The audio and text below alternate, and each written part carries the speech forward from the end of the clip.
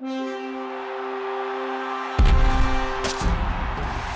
Football Weekly is previewing the Monday night game. It's the Jets and Dolphins, and both these teams have been struggling recently. The Dolphins haven't won a game yet. The Jets have lost 3 in a row.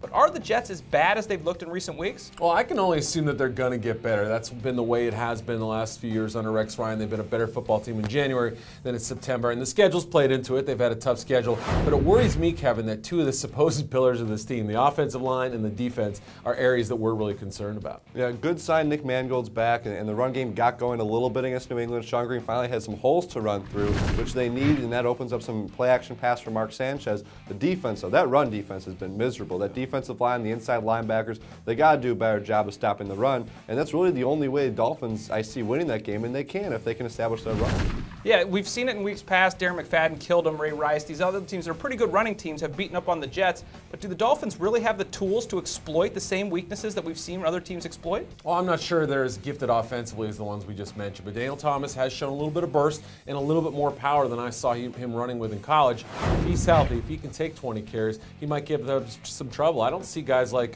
Bart Scott playing all that well for the Jets. Yeah, Thomas only played in 2 games this season because of injury, but the bye week made him get healthy, and he looked really good in those 2 games. That's really been the only thing going for the Dolphins is him running the football between the tackles. That also allows Reggie Bush to play as a receiver, which is better than him running the football. And Dolphins are going to have Matt Moore at quarterback, and that's not the best way for them to win, is for him to be throwing the football. Daniel Thomas needs to run the ball, establish time of possession, and really attack a Jets run defense that, again, has been pretty weak. And now, it's not a huge surprise to see the Jets lose 3 in a row. They've done it in each of the past 2 seasons as well, and both times have come back to go to the AFC Championship game. But do you see it being 4 in a row?